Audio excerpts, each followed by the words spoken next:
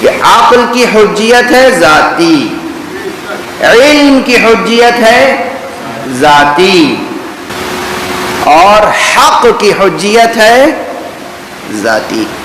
بہرحال تو مثال بات سے بات نکلتی ہے، شاخ در شاخ۔ عرض یہ کر رہا تھا کہ قرآن مجید کے تلاوت کے معنی کیا ہیں، اور جب تلاوت کے معنی ہے کہ ہم اپنے پورے وجود کے ساتھ قرآن مجید کی پیروی کریں، تو ہمیں پورا قرآن مجید سمجھ میں آنا چاہیے۔ پھر ہم دیکھتے ہیں کہ قرآن مجید کی کچھ آیتیں بہت آسانی سے سمجھ میں آ جاتی ہیں جنہیں محکمات کہا گیا، اور کچھ آیتیں وہ ہیں جو آسانی سے سمجھ میں نہیں آتی، انہیں متشابہات کہا گیا۔ جب بات آسان ہوتی اگر انسانوں نے یہ تقسیم کی ہوتی، پہلے وہیں سے بتا دیا گیا کہ اس میں کچھ آیتیں محکم ہیں اور کچھ آیتیں متشابہ ہیں۔ اللہ علیم ہے، عالم ہے، علیم ہے، اللہ حاکم بھی ہے اور حکیم ہے۔ وہ علیم، وہ حکیم، وہ لطیف، وہ خبیر، وہ سمیع، وہ بصیر۔ اس نے اگر خود ہی قرآن مجید کی آیتوں میں یہ دو اسلوب رکھے ہیں، کچھ کو محکم بنایا، کچھ کو متشابہ بنایا، تو یہ بے سبب نہیں ہے، اس میں حکمتیں ہیں۔ اور سب سے بڑی حکمت یہ ہے کہ خود اس محکم اور متشابہ کے امتیاز میں انسان مومن کے دل کی آزمائش ہے۔ جو محکم ہے یعنی تمہاری عقل میں آ گئی بات، اس کی تو پیروی کر رہے ہو۔ جو متشابہ ہے یعنی بظاہر تمہاری سمجھ میں نہیں آ رہی ہے بات، مگر ہے وہ قرآن میں، تو کیا اس پر عمل نہیں کرو گے؟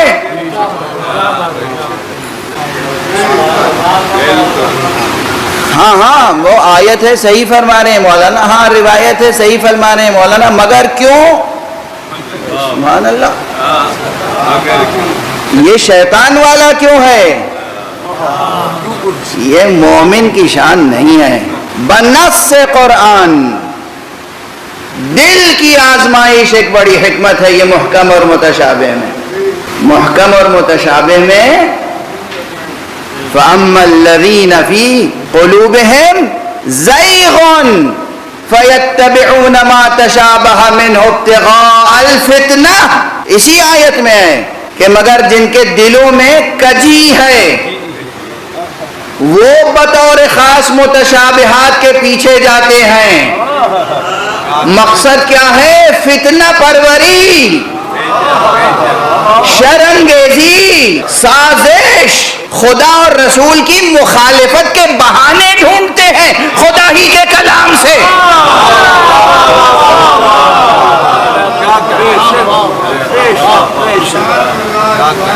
اسی آیت کا ٹکڑا، اسی آیت کا ٹکڑا، کسی اور آیت میں نہیں۔ تو متشابہات کے وجود، ابھی تو متشابہات کی تعریف و مثالیں بہت باقی ہیں، لیکن یہ اس بحث کا ایک خاص باب ہے جو آج اس وقت زبان پہ آ گیا کہ متشابہات قرآن میں رکھے کیوں گئے؟ محکمات ہی محکمات ہوتے۔ ویسے تو قرآن مجید سے متعلق میں پہلی یا دوسری ہی تقریر میں عرض کر چکا ہوں کہ خود قرآن مجید میں وہ آیتیں، بعض آیتوں سے معلوم ہوتا ہے کہ پورا کا پورا قرآن محکم ہے۔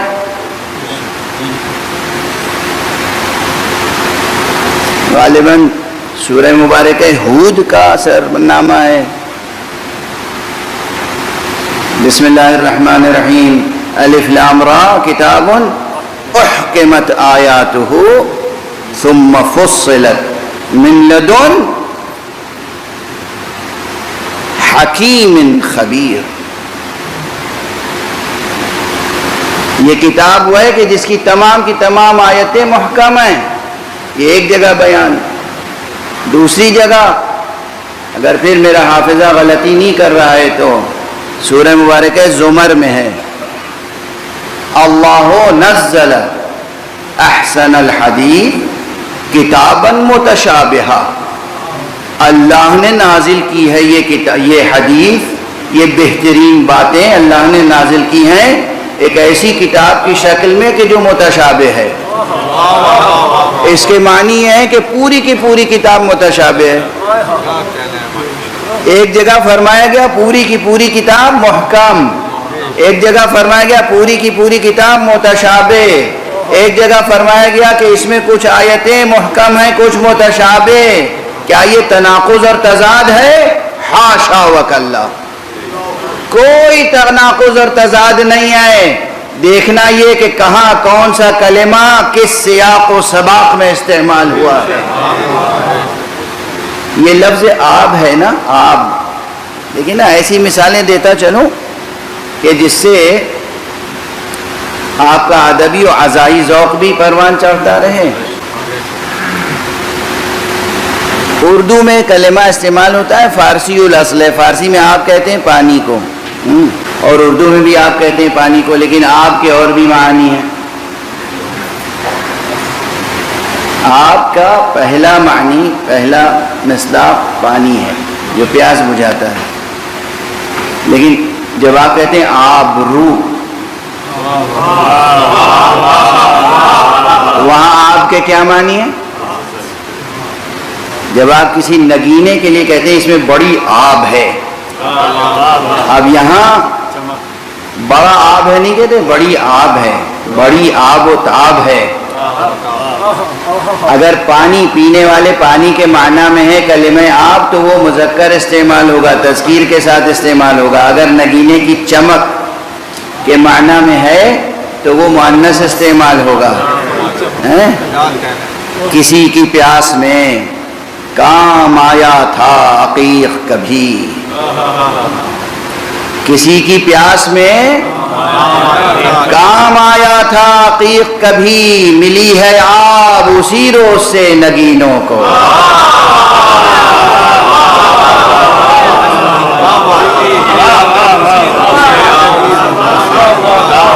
کسی کی پیاس میں کام آیا تھا عقیق کبھی، ملی ہے آب اسی روز سے نگینوں کو. تو اب یہاں لفظ آب جو ہے وہ ظاہر ایک خاص معنی میں استعمال ہوا. تو وہ جہاں کہا گیا الف لام را کتاب احکمت آیاتہ ثم فصلت، وہ ایک خاص زاویہ نظر سے بات کہی گئی ہے اور وہ اپنی جگہ بالکل درست ہے.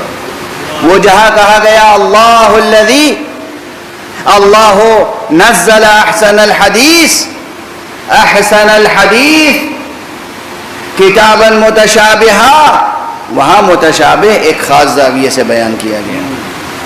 اور یہ جو گفتگو ہے هو الذی انزل علیک الکتاب منہ آیات محکمات ہن ام الکتاب واخر متشابہات، یہ الگ ایک زاویے سے گفتگو ہے. کہیں قرآن مجید میں کوئی تضاد اور تناقض نہیں ہے. اب جو آیتیں متشابہ ہیں ان کے بہت سے اسرار ہیں، مگر ایک سر الاسرار یہ بھی ہے کہ انسان کے دل کی آزمائش ہے، اس کے ایمان کی آزمائش ہے. اسی لیے ذیل آیت میں کیا کہا گیا؟ ذیل آیت میں آیت کے اختتام پر کہا گیا کہ وَمَا يَعْلَمُ تَأْوِيلَهُ إِلَّا اللَّهُ وَالرَّاسِخُونَ فِي الْعِلْمِ يَقُولُونَ آمَنَّا بِهِ كُلٌّ مِّنْ عِنْدِ رَبِّنَا، اور اس کی تعویل نہیں جانتا مگر پروردگار اور وہ جو راسخون فی العلم ہیں، جو علم میں راسخ ہیں، ان کی کیفیت یہ ہے، ان کی صدائے حال یہ ہے کہ وہ کہتے ہیں آمنا بہی، ہم تو اس پر ایمان لائے، ہم تو اس پورے قرآن پر ایمان لائے ہیں. کل من عند ربنا، جو کچھ ہے سب ہمارے رب کی طرف سے ہے. وما یذکر الا اولو الالباب، اور یہ بصیرت حاصل نہیں ہوتی، یہ تذکر حاصل نہیں ہوتا، یہ تذکیر نصیب نہیں ہوتی مگر انہیں جو اولو الالباب ہیں.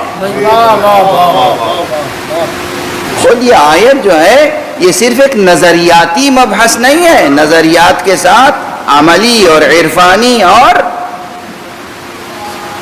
آزمائشی مضمون ہے. یہ بحث اس لیے نہیں چھیڑ دی میں نے. ایک تو یہ ہے کہ ہاں بہت سے لوگ ایسے ہیں جو تفسیر و تعویل میں کام کر رہے ہیں, ان کے لیے بھی توجہ دلانے کے لیے کچھ نکات ہیں. دیکھیے ہم میں سے ہر ایک, ہمارے ایمان و عمل کا سانچہ کیا ہے؟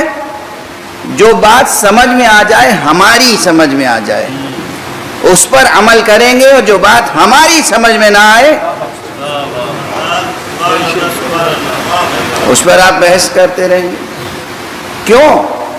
یہ کیوں شیطانی کیوں ہے؟ شیطان کا دماغ مطمئن تھا. جب اللہ نے حکم دیا تھا کہ آدم کے سامنے سجدہ کرو, دماغ شیطان کا مطمئن تھا, دل ٹیڑھا تھا. دل ٹیڑھا تھا. یہ پورے قرآن مجید میں دیکھیے بہت سی جگہوں پر کہیں کسی مرد کے لیے دل کے ٹیڑھے ہونے کا تذکرہ ہے, کہیں کسی خاتون کے لیے دل کے ٹیڑھے ہونے کا تذکرہ ہے. یہ دل کا معاملہ بہت نازک ہے. آپس میں بھی دل کا معاملہ نازک ہوتا ہے, خدا کے ساتھ بھی دل کا معاملہ نازک ہے. دل کی تربیت بہت بڑی چیز ہے, اور خاص طور سے یہ مجالس اعزائے سید الشہداء, یہ مدرسہ حسینی, یہ مکتب حسینی دل کی تربیت کے لیے. دل اور دل کی دل سوزی, دل سخت نہ ہو جائے. اللہ نے اگر کسی کو نعمتیں دی ہیں تو جو غریب ہیں, جو مزدور ہیں, جو نادار ہیں, جو مفلس ہیں, وہ آپ کی نگاہ میں حقیر نہ ہو جائیں, اور ان کے لیے آپ کا دل سخت نہ ہو جائے. خدا جس جنس کو خریدتا ہے وہ دل سوزی ہے, ہمدردی ہے, مواسات ہے. فقیروں کی عزت کرنا سیکھو. حکم دیا گیا ہے جب صدقہ دو, امام کی سیرت ہے, امام کی سیرت ہے, معصوم کی سیرت ہے. اپنے کیسے سے نکال کے کسی فقیر کے ہاتھ پر رکھتے تھے سکہ, اور پھر اسے اٹھا کے بوسہ دیتے تھے, پھر رکھ دیتے تھے.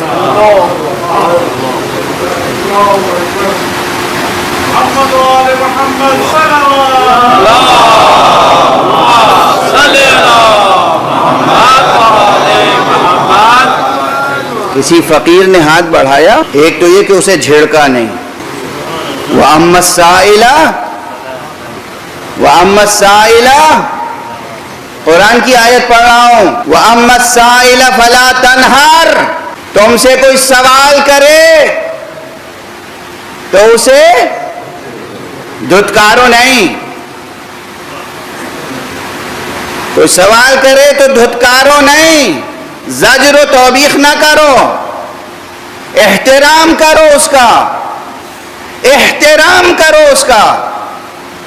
تمہیں کیا معلوم کہ تمہارے سامنے ہاتھ پھیلانے والا خدا کا کون ولی اللہ ہے جو تمہاری آزمائش کے لیے آیا ہے, تمہاری آزمائش کے لیے آیا ہے.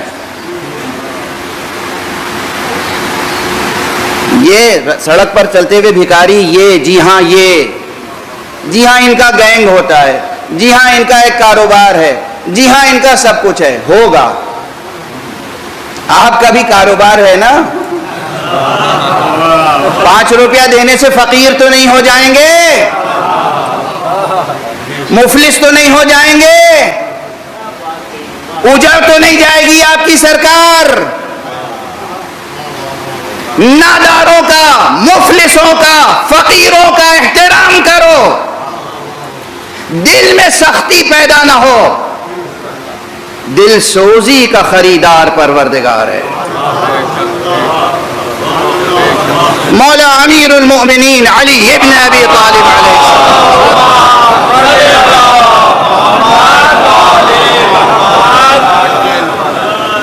کیا نہیں رکھتے تھے, اور کیا قوت تھی آپ کے یہاں پاس. قوت بازو, قوت دل, قوت ظاہری, قوت باطنی, سب کچھ. انداز زندگی کیا تھا؟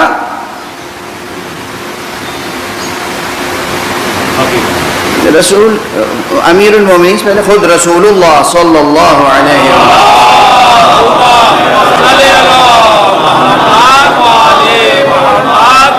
میری اطلاع میں بات آئی، بعض حضرات یہاں تشریف لاتے ہیں، ایک تو آپ آقا حسین پر بہت اعتقاد رکھتے ہیں، بہت اٹھتے بیٹھتے زبان سے آقا حسین کا تذکرہ ہوتا ہے۔ یہ تذکرہ اس لیے ہوتا ہے کہ آپ کے چاروں طرف جو لوگ ہیں سب حسین والے ہیں، تو سب آپ کی زبان سے تذکرہ سن کے سمجھیں گے ارے واہ کیا مولا کا شہدائی ہے یہ شخص۔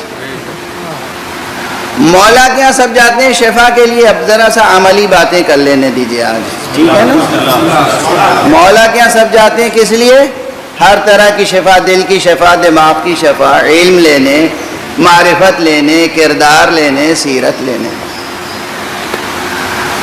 فرش حسین پر اگر زمین پر آپ کو جگہ ملی اور کرسی آپ کے لیے نہیں فراہم ہوئی تو آپ ناراض ہو کے چلے جائیں گے؟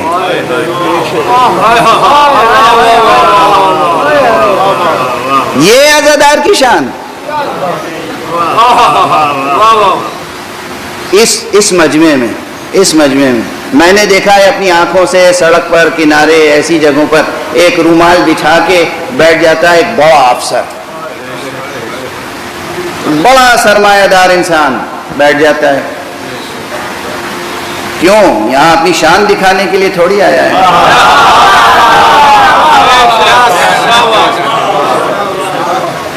یہاں تو وہ اپنے پورے وجود کے ساتھ آقا حسین کی بارگاہ میں خراج عقیدت پیش کرنے کے لیے۔ سعدیت زندہ باد، سعدیت زندہ باد، سعدیت زندہ باد، یزیدیت مرد آباد، یزیدیت مرد آباد، نعرہ حیدری، یا علی یا علی یا علی مدد، آواز بلند صلوات۔ ارے خاک ہو، خاک بن کے رہو، قبر میں تمہارے مسحریاں نہیں بچھائی جائیں گی،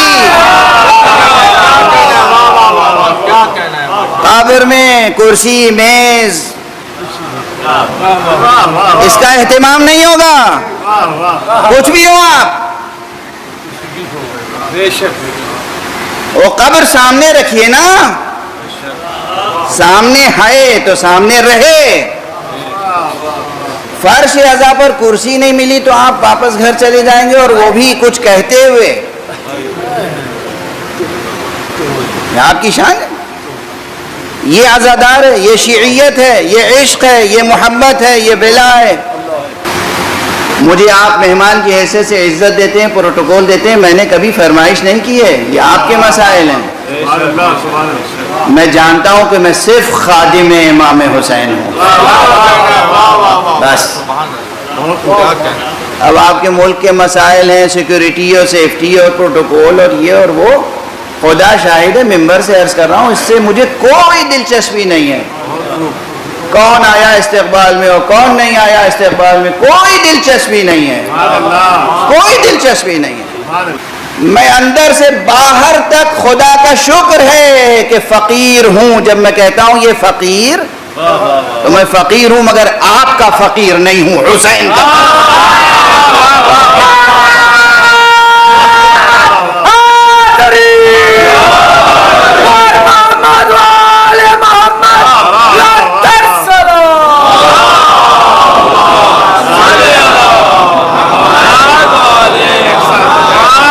ہم وہ ہیں کہ شاہوں کے تاج ٹھوکروں میں رکھتے ہیں۔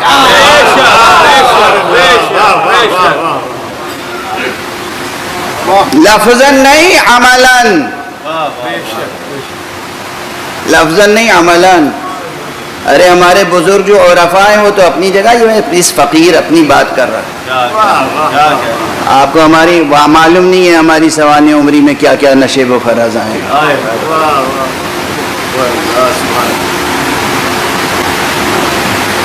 کسی غلط فہمی میں نہ رہیں، کسی غلط فہمی میں نہ رہیں۔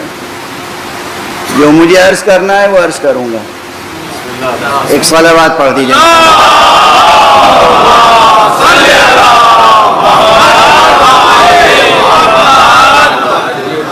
حق سبحانہ و تعالیٰ کے ہاں جو چیز خریدی جائے گی وہ آپ کا اخلاص نیت ہے.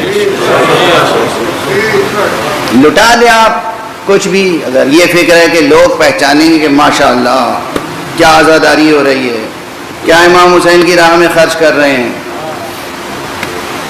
کتنا خرچ کر رہے ہیں، کتنا اہتمام کر رہے ہیں. حدیث ہے معصوم کی کہ روز محشر اللہ کے سامنے بلایا جائے گا کچھ لوگوں کو، اس میں کچھ علماء آئیں گے. کیا کیا ہمارے لیے، کیا لائے، جنس ہمارے لیے کیا ہے. ہم نے کتابیں لکھی دین کی نشر و اشاعت کے لیے. کہاں کتابیں لکھی تو دین کی نشر و اشاعت کے لیے، مگر وہ ایک نیت یہ بھی تھی آپ کی کہ کتابیں لکھیں گے تو معلوم ہوگا معاصرین میں کہ ان کی کتابیں اتنی زیادہ ہیں، بڑے عالم ہیں، شہرت ہوئی، یہ ہوا تو وہ تو ہو گئی، شہرت تو ہو گئی تھی آپ کی، تو جو نیت تھی وہ حاصل ہو گیا. پھر مجھ سے کیا چاہیے؟ جائیے جہنم میں. فرشتوں کو ہوگا انہیں جہنم میں لے جاؤ، جہنم میں لے جاؤ. کیوں؟ جو چیز طلب تھی وہ مل چکی. یہ کوئی ظلم نہیں ہے، کوئی ناانصافی نہیں ہے. طلب کیا تھی؟ شہرت، شہرت مل گئی. اب کیا چاہیے؟ معاصرین میں آپ کو علامہ کہا گیا نا، بس یہی تو چاہتے تھے، علامہ کہلائے، علامہ کہا گیا. اب خدا سے کیا چاہیے؟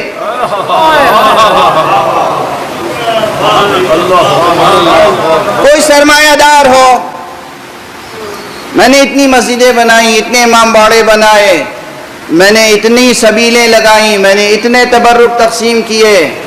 کہاں وہ سب کیا بالکل صحیح، مگر اس لیے تاکہ معاشرے میں ایک دبدبہ قائم ہو، پہچانا جائے. اور وہ دبدبہ ماشاءاللہ آپ کا قائم تھا نا، تو جس نیت سے کیا تھا مل گیا. اب مجھ سے کیا چاہیے؟ لے جاؤ جہنم میں. حدیث ہے حدیث، یہ حدیث ہے حدیث، اور یہ قرآن مجید کا مضمون ہے. ایک صلوات پڑھ دیجیے.